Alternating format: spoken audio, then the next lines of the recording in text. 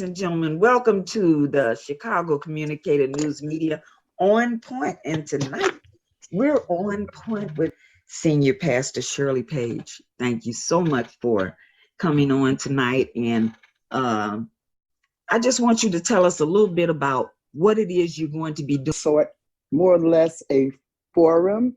Okay. I'm introducing the two projects that I've designed to assist pastors, faith-based program leaders, Okay. law enforcement agencies, anyone who is interacting with the incarcerated or former incarcerated, those that are re-entering into society. Okay. Okay. Yeah. That's excellent, Hugh, because there's so many re-entering into society. And as my co-worker said, Grady, you know what, we need to catch them at third grade, fourth grade. We need to catch them before they get into the prison. We need to catch them before the gangs get them at the school. Yes, ma'am. Yes, ma'am. So I admire your efforts, and I want you to tell us what else we need to know about what you're doing. At this point, on Friday evening, I'm going to teach on the assignment. Okay. The assignment in reference to pulpits to prison. Pulpits. The God-given assignment. Okay. What God has said in reference to those that are incarcerated and those that are returning home. Okay. We need to take into consideration, we're not it for the grace of God. It could have been us. Yes. I say I haven't lost anyone in that system, in that I don't have brothers or sisters that were incarcerated, that have been incarcerated. But the Lord trained me in law enforcement. Okay. Okay. And so sitting in that position as a first responder, crisis communications worker. Okay. I worked in crisis communications, 911 police and fire. Okay. And so, yes, that's where he did the molding and the making. Okay. That's where he taught me how the system works, how it operates. Okay. And that's also where I saw a great injustice. Woo! Based on what God says is right. Under any circumstance, whatever God says is right, that's what's going to be right. Okay. I've had to say to the inmates that I was a Saul at one time. I thought I was doing God a favor. I must admit that there was a certain amount of pleasure that I found when I would tell an officer, for instance, I'm that person that you would hear on the radio when you pulled over, whatever. I may say, once they call information into me, I'd send it back and I'll say something like, D. David 32, your subject is, or I may say something like, X-ray William Tom 678 comes back on a 2022, whatever model, make the car is. But oftentimes, I might say something like Adam 21, your subject is 1099. That means that he's wanted. That means you will be bringing him into the station. Okay. And so I felt that I was doing God a favor. I believed that I was helping society. And then the day came when the Lord let me know, if you really want to help me, if you want to do something for me, if you want to help society, you go into the prisons and go into and you take my message. Okay. All right. And ultimately that's what happened. And now I'm 25 plus years in the state of Illinois and in the state of Missouri. And I love it. So you go into the prisons. Oh, yes. Come on, I marched into Piccaninnyville Correctional Center with the governor when they cut the ribbons on it. Okay. I've been volunteering at Southwest Illinois, also known as SWIC, which is one of the medium security drug rehabilitation centers, almost one of the only, perhaps and definitely the first in the nation of its kind. How so? What makes it so different? Because it has a drug rehabilitation program. and it programs the men that are in that facility. In essence, waking up, having a agenda, if you will, Okay. having A, B, C, D, and E, as if they were living in society, Okay. doing what the free world does. But at the Okay. same time, they do medication programs to help with their addictions. And in Okay. the meantime, yes, they're learning how the outside world lives. Just say the outside world, those that are free of drugs. Okay. What a day in their lives would be like free of drugs. Ooh. Just getting up, going to breakfast, going to class, going to learn. Perhaps they have a barbershop there. Some of the facilities I've gone in, they have agriculture and horticultural classes where they Okay. can learn. Yes, yes. That's And wonderful. it makes such a difference. But that center, Southwest Illinois Correctional, I've actually been the volunteer of the year twice out of that center. Okay. Such a Man. great acknowledgement to know that you're effective and you're making a difference. Right. You're doing something that will last.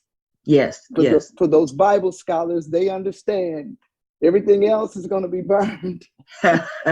Only what you do for Christ. Uh-oh. Only what you do for Christ. Yeah, well, hey, what can I say? I'm a believer. All right. Listen. I'm so excited to hear all that you're saying. And we have some reporters online. We have Mr. Grady Norwood. We have Miss Okay. Babette Haynes. We have Mr. Reedman Fellows. Okay. Please, gentlemen, ladies, let's talk to this young woman about all of the things that she's doing. I mean, come on now. The prison system, she says, from pulpit to prison. I got a quick question. Go Welcome ahead, to please. the show. My question, when as I was listening to you talk about the incarcerated at the facility that has an agenda for them, and Yes. they are living like they're in society, how are they put there as referrals, or is there a way that someone can refer someone to a facility like that where you know that they're going to be serviced and helped and returned back to society as recovered citizens? There are a few answers and responses to your question. I am a realist in the sense of I deal with what's really the truth, the reality of the truth. So let me explain some of that to you in the questions that you ask. Number one, I began working as a volunteer in that center when it first opened. It's a hurtful truth. But when I first started volunteering there, a good 80% of the population was African American, young African American men. Yes. But over a period of time, it changed. And it's more or less now maybe 50-50. It may even be 60-40, but not African American. They're not the majority. Because what that program is, it's a safe haven to a great extent and degree. It's not what we would normally see in reference to incarceration. This is a program. This is a facility that's founded on programs that help to rehabilitate in a different sense than perhaps some people would ever even think is going on. The total structure is based on rehabilitation. Just say, for instance, if a young man goes up before the judge and he has no real prior offenses, say he's never been incarcerated before. His criminal activity has been as a result of drug addiction. I would say that the Lord would move on the judge's heart and he would assign him to that facility. That's how it's done. It's at the judge's discretion and more or less what the judge feels would be best for the person that's going to be sentenced based on their background. And at one time, as I said, it was 80%. I feel comfortable saying it was 80% African American. But over a period of time, we've had new drugs come on the scene, okay? Mm-hmm. And so we've had younger Caucasian men enter into drug addiction. We've had them enter into more crime. And when I say that, I'm saying they wound up in court, okay? Because we know They got that the caught. system, that's right. We know this. We know how the system operates. Mm-hmm. And again, I'm a realist. I'm going to tell you the truth. And there are those that don't like it. They don't want to hear it. But I'm going to stand before God one day and answer for what it is that I say and what I do. And so I know the truth of that matter. Mm-hmm. And so now those young Black men who perhaps would have once been assigned to that facility will be sent to other facilities. And the Caucasian unlike that facility, that's facility. right. Exactly. I'm trying to be very careful still in choosing my words, but yes, they would be sent to a more hardcore facility. Yes. And probably because now our young boys and girls are introduced to the crime scene so much earlier in their lives. Yes. You have 11 and 12-year-old boys now stealing the cars. And so that crime covers them so much early on in life until when they do reach the judge, they are already so tainted until I understand what you're saying. I truly do. The criminal history has already been established. Yes, absolutely. In the radio room, I would have ran them. And when I say ran them, I would have run an arrest history on them. Mm-hmm. And we'll say, he has 6 feet of paper. He has 6 feet of paper. And that all could have been circumstantial, but it doesn't matter because it was recorded. He's been arrested. Maybe he wasn't charged, but he's been arrested, right? It's on the paper. It's out there. I know I had a grandson that had a track record like that. And I mean, he never really did anything. He stole, but he never did anything. He didn't hurt anybody. He didn't shoot anybody. He didn't stab anybody. He didn't kill anybody. He was just a thief. And so he had to go to jail. But had he been put in a facility where they might have did some consultation, I mean, isn't prison supposed to be rehabilitation? I mean, are they just supposed to lock you up in a place and throw the key away and you just turn into this animal that they know by number? Part of the Carter in the state of Illinois reads rehabilitation. That is what they say, that once someone is incarcerated in that state, part of their responsibility toward that individual is to present them the opportunity of rehabilitation. Yes. That should be happening. Shirley, push your screen back a little so I can see the top of your head. There you go. Push it back. Okay. There you go. Girl, I'm leaning into you. You got us going. I mean, because this is so important. Are prisons rehabilitation labs? No, they're not. Wanda, can I chime in since you personally experienced it? You said with your grandson, your nephew. Who was that you're talking about? Joshua, the one that was murdered last year. Oh, okay. So you say he was a thief? He was a thief. Did you say that? Did I hear you That's what say I that? said. I So said that. how much, hold on, how much of that was economics? Uh, Why did he feel the need to do that? 100%. Because It was economics, right? he always And I said was he trying happy. to pay I was something. happy. I was at a press conference today with some returning citizens, that's developers and contractors. I was happy to be able to watch these guys do a press conference on the Okay. west side. They putting up houses. Okay. And most of them, Melvin Bailey, I'm saying yes. They did a groundbreaking today. And he named all his friends, that they used to wreak havoc all on the west side. So they've come together. They've made, they've become contractors, developers, carpenters, and all that other stuff. So I was happy to be a part of that press conference today. That's a solution right there. Okay. If we're not talking about solution kind of based things, then Right.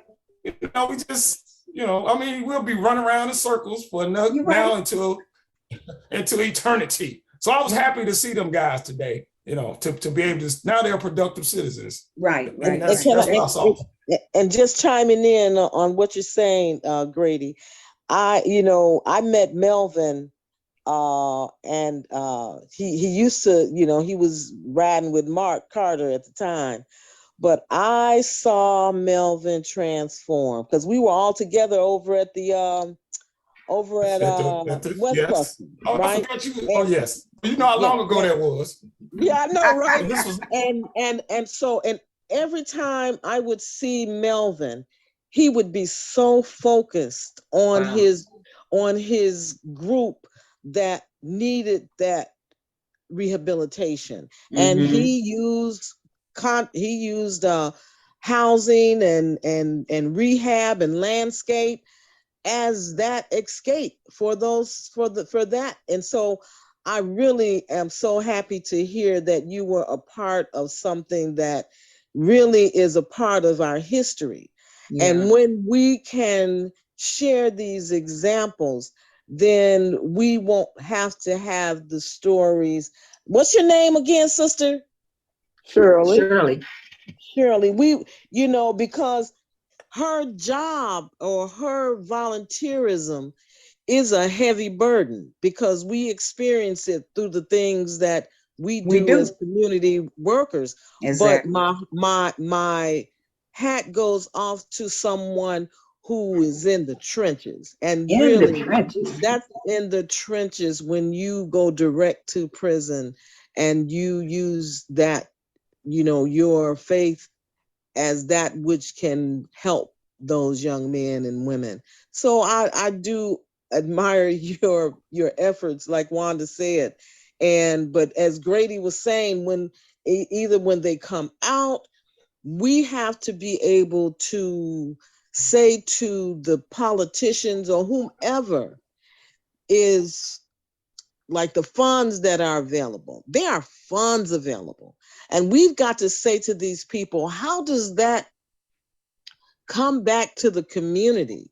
Because you have funds that at the end of the fiscal year, they're saying stuff like, oh, well, we couldn't find anybody to give it to, so it's got to go back to the government. That's a story that happens all the time. We've got to have these people not create so many hoops to jump through, because just from the past, the funding was available. Then they said, well, you got to give blood on the next grant, then on the next grant, you got to give blood and your DNA. And then, and so it's always something that moves the goalpost. And so either we put people in office that understand it's just like people who go and want something from the government. And then the government says, well, you know what, we know you, so we'll give you a waiver. You've got so many people that get waivers to get what it is that they want to get, but we're scrutinized to the point that if you're even applying for a grant, you can't have tickets, you can't have city water bills, you can't, but the city has the biggest debt, and the federal government does not stop them from receiving their funds. So that's a real hypocritical. That's a key point. And it's hypocritical. And Yes. so we've Very, got to fight very. those kinds of things so that those people like Shirley, who and like us, who are on the front line, can have Join. access to whatever it is that you need to strengthen your program, or whatever it is that you need to help you be a better source for those that are struggling to come back to society. That's true. You know, I Go on, want to sir. share something with Yvette, you you all on absolutely, this line. and yeah, I'm Um, sorry. Just Grady, just to piggyback on what you're talking about, knowing about those barriers, you know, and you just named, matter of fact, that came up in the press conference today. You can't owe the city no money. They named all the barriers. So we're saying that, okay, well, if we're trying to do stuff to Chicago already recorded like 500 murders. Okay. Yeah. So if we can come up with some creative ideas to take, as we say, take those guns out their hands and put a drill or a hammer, we yes, sir. probably can reduce that by at least half. I mean, I know At least Thank you. half. do a lot At of stuff least Thank half. tonight, you. but Yes. At so least so half. so there's it's possible. It's possible. I just believe it's possible. But if We just got to keep I pushing mean, that narrative. We have Yes. to keep pushing. We've got to keep saying it. You know, nothing beat a failure but a try. And Come we've on. got to just keep saying it in every meeting. And just like you were saying, it was being acknowledged at the press conference. And we've got to keep saying it. Shirley, you were going to say something a moment ago. Go ahead. When she spoke of being in the trenches, I've been in the trenches, and there are two things. One, I saw an African American man walk out of Centralia Correctional Center. He had been in the system 38 years. Oh my God. He came out and went into Pastor Bill Winston's church. The last service that he attended, that I did, he came to me and he let me know that he wouldn't be attending my services anymore. He was being released after 38 years. Whoa. Look at Yes. that. Now I was a had gotten a blessing. call just to, yes, it That was is, a and yes, it blessing. was. This was Yes. before COVID. Okay. Now I got a call before I was getting on this call with you all, and slowed me down a little bit. But I got a call from someone that was incarcerated. Okay, I provide services. I've had like 4, and I have 4 on my roster now. But I provide services for a facility here in St. Louis, up in Farmington, for 12 years. And someone called me that was incarcerated there during those 12 years, or during that time. But there was a young man there that was my clerk, and I trusted him to do everything that was supposed to be done for the services, even to preparing my water. He was my cupbearer, and I trusted him. The guy that was incarcerated that's gotten out, he just called me and asked me if I would do an interview with Channel 5 KSDK here in St. Louis, because that young man was sentenced to 38 years without the possibility of parole or probation until he had served 38 years. He did not kill anyone. As you were saying about your grandson, Yes. he did not kill anyone. He committed 2 armed robberies, or one in particular, but he committed it in Ferguson where Mike Brown was killed. It was before Mike Brown was ever killed, but that was the county that he was in. He's been incarcerated now for about at least 30, maybe even 35. Now, what they told me today, because I wrote a letter to the judge for a hearing for him, and for them to just take into consideration the time that he had served, about 27 years at that time.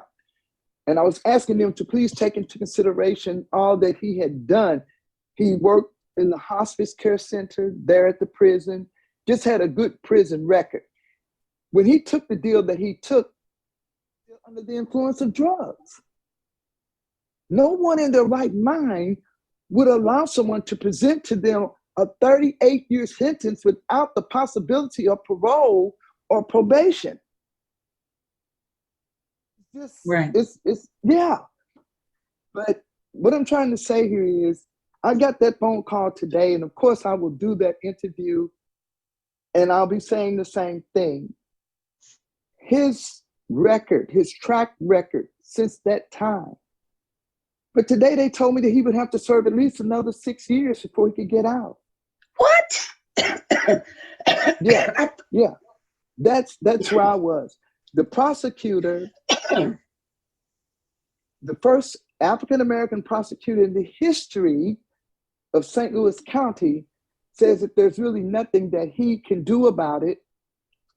And I understand, because what's written in those books is supposed to be what they follow, okay? And so when they go to those books and they search out what it is that they purpose and intend to do to you, when it's written and signed off by the judge, very, very, very seldom, if ever, That's deep. it's amended. Seldom, if ever. 8 years, and now they're talking about another 6 years. Oh, wow. Hey, come on. Right. And so that's what drives me to an extended degree. That's what drives me when I see such great injustice. Yes. And I say to them, if keeping you in here keeps you from harming anyone that I know, and especially that I love, if it keeps you from harming my mother, father, sister, brother, auntie, uncles, even my neighbor, the people next door, they can keep you in here. But if me coming in here assist you in rehabilitating you, I will be coming. I will be coming. I'll come until I can't come anymore. If me coming in here helps in the rehabilitation process, I've been rehabilitated. No, I've never been arrested. No, I've never been addicted to drugs, and on and on and on. But yet, I've been rehabilitated because I've been born again. I've been born again. And the Lord accepted my confession. And I'm a new creature in Christ. And so I understand the need for rehabilitation. The Word of God is a mirror. And when I looked in it, I didn't like the way that I looked. When I looked in that mirror, I didn't like what I saw. All right. Taught me how to correct it. And I believe with all my heart, if I could be born again, if I could be corrected, anyone can. There you go. As Grady said, nothing is too hard and nothing is impossible. Come on now. Come on. That's what we need to hear. That's what we need to hear. Well, that's the message on Friday. Come on now. That's the message on Friday. We got it early. You are here. And you know, I think where it really starts, and I don't know because I don't have any children in school anymore, but when they started that zero tolerance, that was the first mindset of there's no restitution in the law. Mm-hmm. And so that was an early entry to crime, that no matter what I do, I'm not given a second chance. And so we have, the society has created that pipeline to prison, that I think if we continue with our narrative, if we continue celebrating the Shirleys of the world and Melvin Baileys that are out here and, being